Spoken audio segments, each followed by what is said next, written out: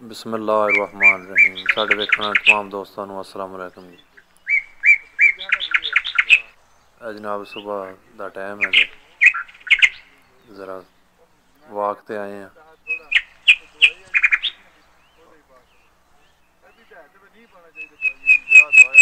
नाल नैत हाँ चांदी है हाफिज़ नासिर साहब ने।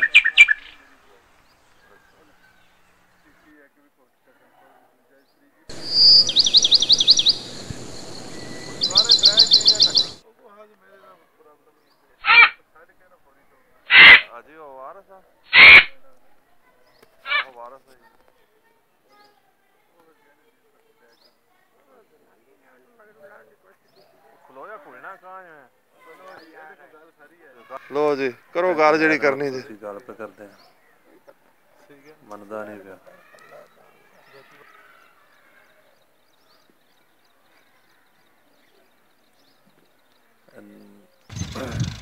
जनाब सैपरस है सिलाई शुरू हो गई, गन्ने कट के जनाब बनाते गड्डियां शापर के पैकिंग करते हैं।